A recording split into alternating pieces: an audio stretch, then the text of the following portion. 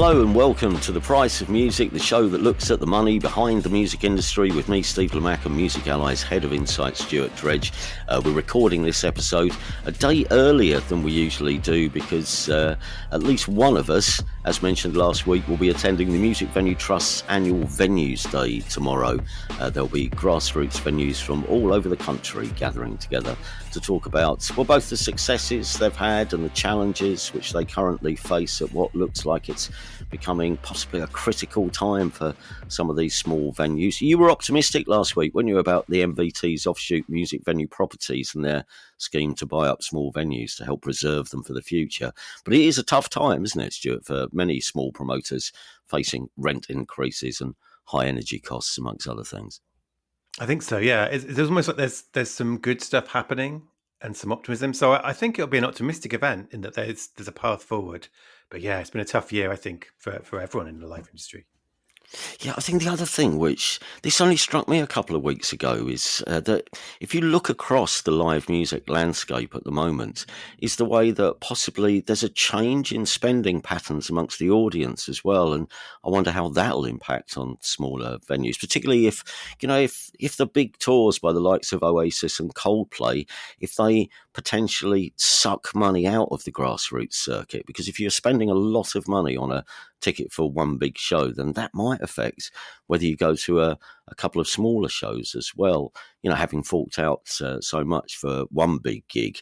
And I think that might be an issue for some parts of the audience because, there's a finite amount of money you have to play with, I think. And it won't be everyone. It's not all gig goers. I mean, some of the audience may only exist in stadium and arena venues. But I think there is some crossover.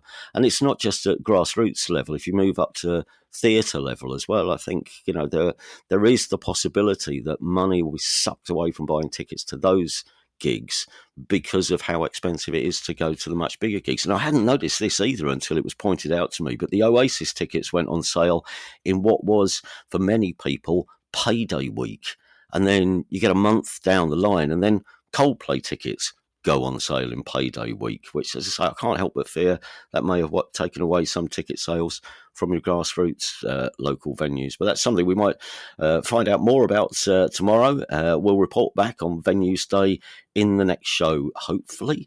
And having talked about and just mentioned Coldplay, there is an interesting Coldplay promotional story coming up in a bit. But to start this week's news roundup, a live event of a slightly different kind. ABBA Voyage generated more than £100 million in revenue last year. And I'm sure everyone is aware of what Voyage is and what it entails, but just in case there are some listeners possibly outside the UK who don't know what it is, describe this ABBA experience. Yeah, do you know, I've only recently learned it was Voyage and not Voyage, because I feel like it should be Voyage. This is ABBA's avatar-based concerts. So they have worked with some really, really clever people to create avatars of the ABBA members from their peak. And you go to this concert and they purpose-built a venue near the Olympic Park. And you go in and there's a live band playing the music, but there's also these avatars being projected on the screens. And it's the only way you can see ABBA now. After how long were they away for? It was it 40 years between when they stopped making records and this coming back? But yeah, so it's kind of the ABBA live experience, but ABBA are only there in avatar form. I'm guessing neither of us have seen it. Have you been? I've been, yeah. Have you? Oh, I take this back very hurriedly. And well, you can tell us then what's it like, because the reviews, everyone who I know says it's amazing. Yeah, I mean, obviously a prerequisite is liking ABBA's music. And I've seen the miserable face there of someone who's obviously gone along with people who wanted to go and is there saying, I don't like it. Yeah. But yeah, the thing that, interestingly, do you know, because I went along and I'm quite interested in tech and I was fascinated by this idea of the avatars. They're really good. They look really good, slightly spooky, but but actually it's the real humans there that make it really enjoyable. And it's partly there's the band on stage playing the music, and you can see this band. And when I went, it was Little Boots and a couple of other musicians who I sort of knew of, and the band are absolutely wigging out, having a marvelous time. Yeah.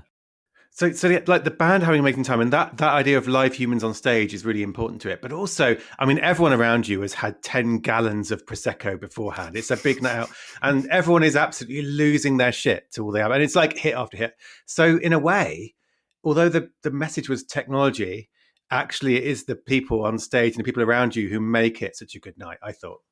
That's right. That's right. Little Boots. I don't know if Little Boots is still in the live. You know the live No. band, because there's a 10-piece live band playing alongside, as you say, the group's digital characters. But the live bands, the guy who was key to the, to making the music happen live, helping to shape the gigs, was James Wrighton from Klaxons. He was the man who was approached to put the band together. Did you know that? Wow. The Klaxons influence lives on. Yeah, very much. Yeah. Did I So tell we you should, did I tell you I bumped into James Wrighton the other day at Heathrow Airport? Do you remember when I went to DJ in Scotland with Ash and Idlewild, and on the way I was at Heathrow. I'd just come out of WH Smith's, and there was James and his family departing on holiday, and so we had a very nice chat, mostly about the Blur documentary, actually, because James is a friend of Graham Coxon, knows all the stars. But yeah, and that, ladies and gentlemen, is how I got to shake hands with Keira Knightley. Anyway, lovely chap, and responsible for helping to realise the £100 million in revenue that ABBA's Voyage created last year. Did we hear anything else? I think we alluded to this story some time ago, and that was because, wasn't it Kiss were planning to do a similar thing? There was a rumour that Kiss were going to have themselves turned into avatars and go on tour in digital form.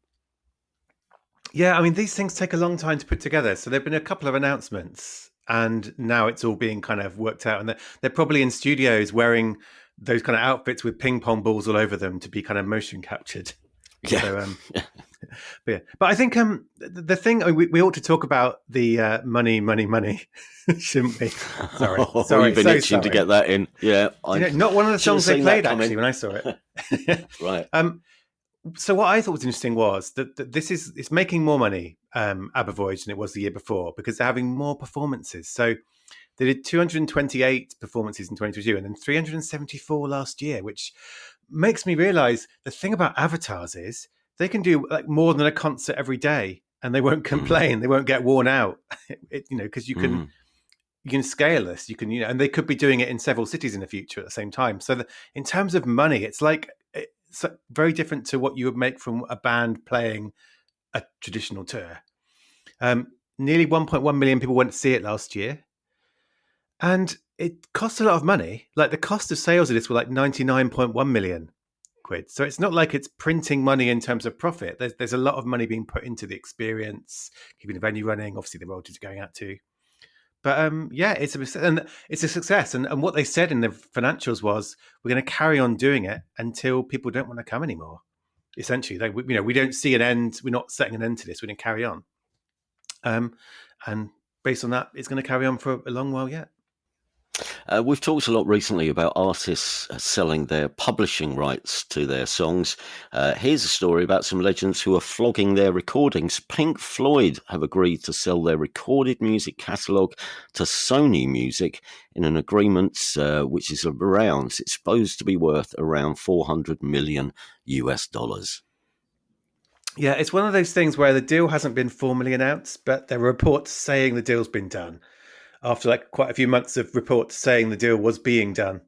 So it's been quite a long running thing. And I saw a couple of these reports suggested that it wasn't really haggling over price or anything like that. It was more about maybe the tensions within Pink Floyd, which I can get to in a minute. But it's been a while coming. And yeah, reportedly it's recorded music and name and likeness, but it's not their songwriting catalogue. So that's not been sold as part of it, which is why I think Sony reportedly paid $1 billion for Queen's rights earlier this year, but in this case, this is just the recordings and the name, and so on.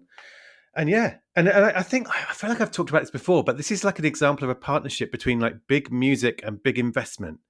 So Sony Music is the company buying the rights, but it did a partnership with a company called Apollo Global Management a few months ago, and they put up, I think it was $700 million for catalog deals that Sony could buy. So whereas in the past we've talked about like major labels versus investment companies, and they're kind of competing for buy rights, this is an example of like where they've come together and said, right, we've got loads of money, but you understand music rights, so we'll put the money up, you do the deals. And I think we're going to see more of that from all sides.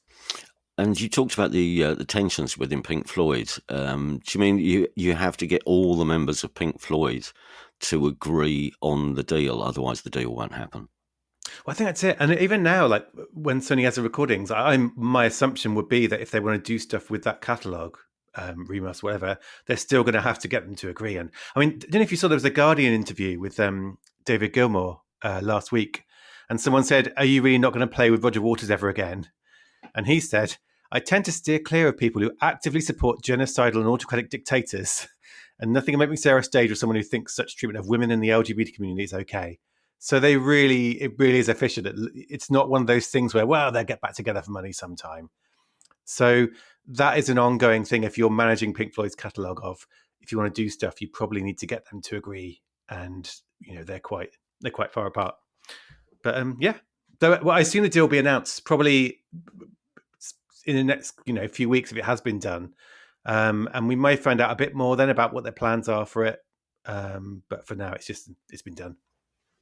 Back to Coldplay just for a moment, because I don't know if you've anyone's seen this. Coldplay have been promoting their new album in a variety of interesting places, including over the last day or so in the States, a guest appearance on the channel QVC. Which has been reported on the BBC News website if you'd like to learn more about this. But I mean, I think, if nothing else, I think this shows Coldplay's sense of humour, because they really don't need the sales that you would generate from QVC. I mean, if they hadn't, it's not a deal breaker, an appearance on QVC. I think this is Chris Martin's wry smile, I think, which is at play here. But tell us about this. Yeah, so it's one of those things where I think every big album, the big tentpole albums from major labels now, they will have these promotional campaigns where over the week it comes out. They will just every single streaming service will do something different. The social media thing will do things, and then you have the curveball stuff like QVC, which I really wanted it to be Chris Martin talking to camera, doing that thing of close-ups on the hands, showing rings. Because I don't know. I want to say The Apprentice. I once saw one of those shows where sort of assholes were doing tasks, and one of them was to go on something like QVC, and they had to present. And you realise how difficult it is. Like, it's really difficult to talk to camera in that way without shouting or being, So it's like a skill. But no, I think it's more of an interview scenario. And they were selling copies of the album, but also a toaster and tea set. So they did actually have some devices to sell. Yeah. Well, I think there's a quote from Chris Martin saying, as we've got older, we're moving into Tupperware and cutlery. But the other stat, the one stat which is worth picking out of the BBC News report, is that within 10 minutes, there were 31,000 customers online at QVC buying copies of Moon Music, the new Coldplay album. It's a talking point, though, isn't it? I think that's what you're saying, that there is standard marketing tactics now, which will see bands posting video clips, and they'll do all the right things, and you'll see articles in all the same places. But something like this generates more interest in the album. It's not going to necessarily sell more copies. So it's going to sell 31,000 more copies of the album, but that's not why they're doing it. They're partly doing it for fun, and because they know people will talk about it, as we are. I think so. Yeah, I think so. Like, the BBC don't write about album marketing campaigns, but they write about this. And yeah, although like 31,000 album sales nowadays in chart terms isn't small beans, is it? You can actually get quite a big boost up the charts with that. But yeah, I think you're right. I think when you're as big as Coldplay, to some extent, you can be like, you know what, I want to do something fun, and it doesn't really matter because I'm going to sell shed loads of units and sledges of streams on this. But the other things we've been doing this week, so they're one of our favourites, Roblox, which I know we talk about every so often. They've been doing an interesting thing in there where they haven't launched their own Roblox game, but they've taken over 4 of the quite popular existing ones. So rather than spend loads of money developing their own Roblox experience, which people might not visit 10 months down the line. They'd find, right, who out there has got a game already, lots of players, and then they're taking them over. So they have like Coldplay challenges and you can win Coldplay items. So that's quite a clever way of doing Roblox. It's almost like it's like the metaverse equivalent of in-stores, where they're sort of dropping into these places where there's already people and, promoting the album. And then the latest artists on TikTok as well to get their own hub. So TikTok has got a new thing, and it's kind of reserved for the big artists. So Jimin from BTS did it, Billie Eilish did it, Taylor Swift did it. And it's where you can basically set challenges for your fans to do things on TikTok, like watch a video, like a video. I think with Coldplay on TikTok, if you go and add their song to your streaming app, you help complete this challenge too. And you can unlock stuff for your profile on TikTok, like little kind of, personalization features. So it is basically this campaign that is rolling out everywhere. And each place has got its own thing, because that's the thing. You can't do the same thing for Spotify as you do for TikTok, as you do for Roblox. Everyone wants like something different and new. So I think we're going to see more. And they tend to not announce them all on the same day. So I suspect I'll be getting press release today about what they've done with Spotify, and tomorrow about Apple Music. But yeah, this is how album rollouts are done nowadays. It's like a week-long process of every single digital platform you can manage, and then the fun things like QVC. You mentioned TikTok. There's a what I say a more serious story. It is in industry terms, this, and it's quite big news. This indie labels, the indie label bodies, are lining up to criticise TikTok once again. This time, what's caused their ire this time around? Yeah, so this is a fallout with a company called Merlin, who I guess independent label listeners will know, but not necessarily everyone.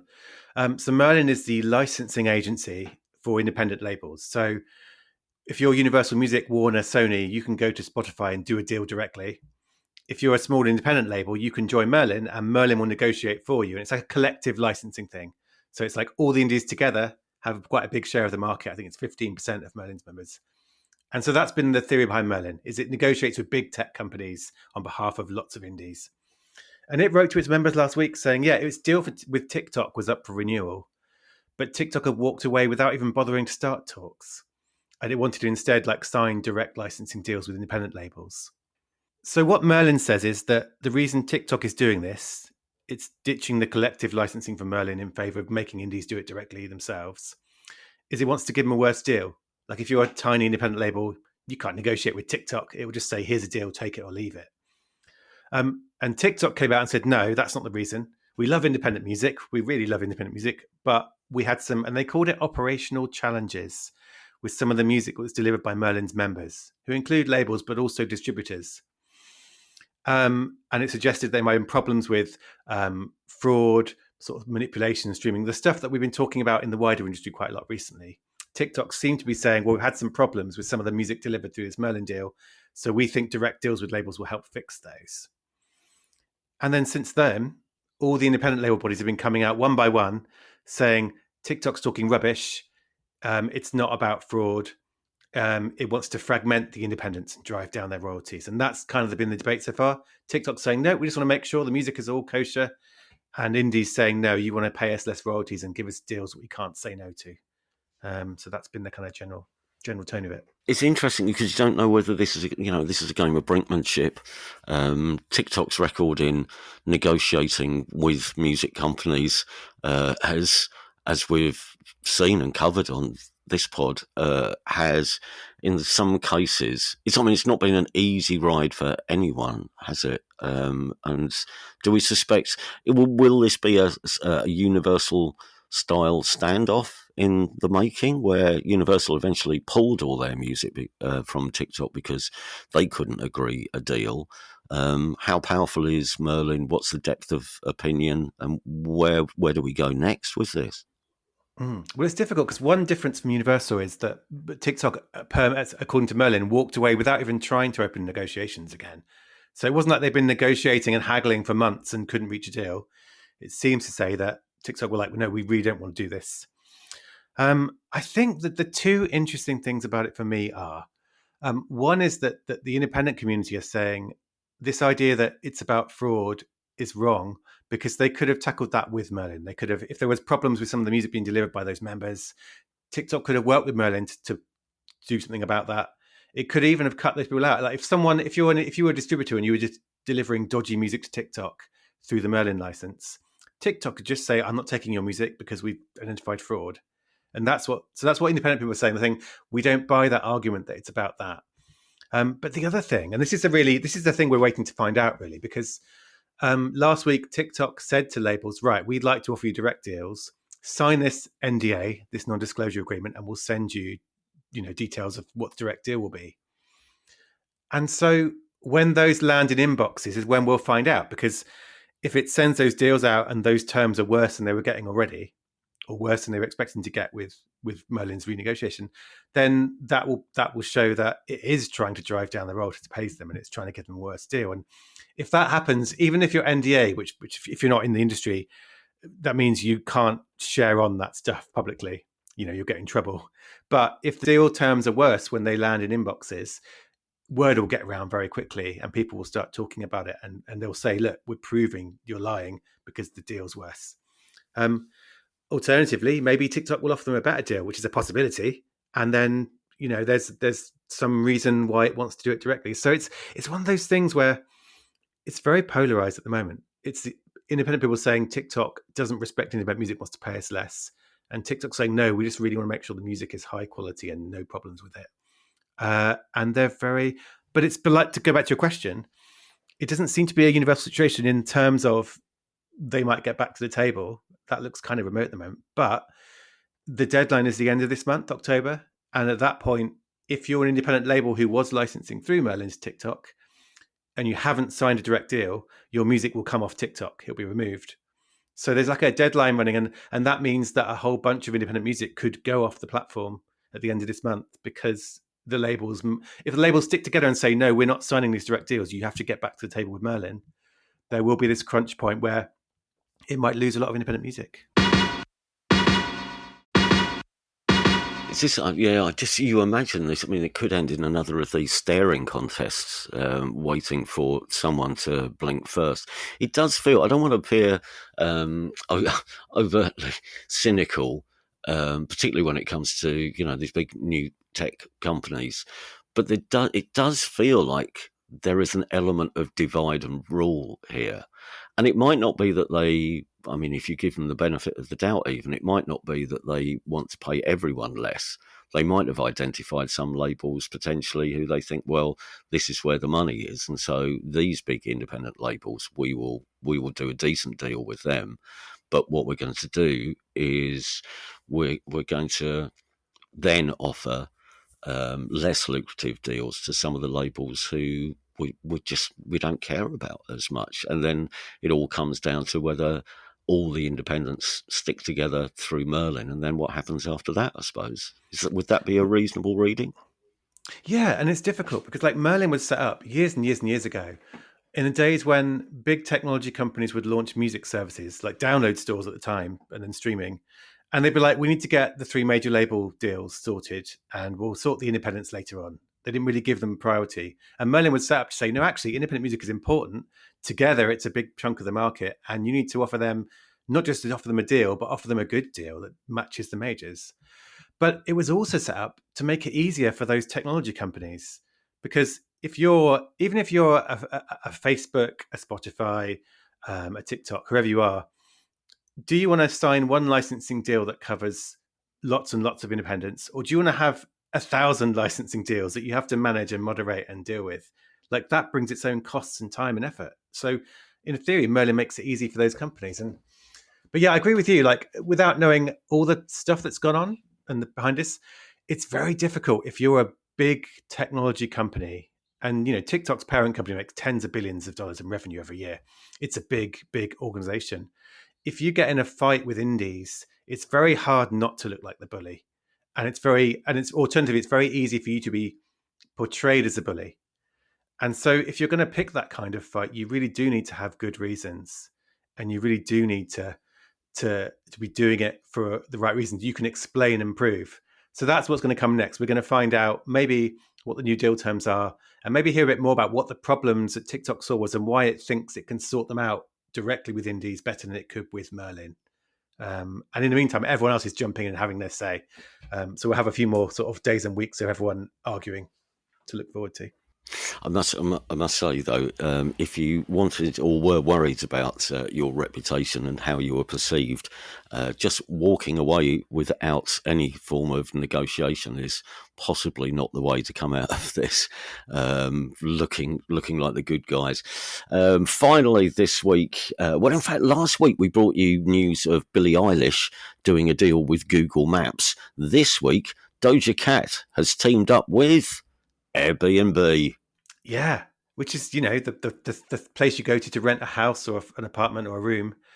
But it's had some music stuff going on for a few years. It's been dabbling in music because it's kind of a logical thing. Like, well, what if you went somewhere cool and there was an artist was your host or they were playing a concert? So it has done some concert things in the past. But yeah, so Doja Cat.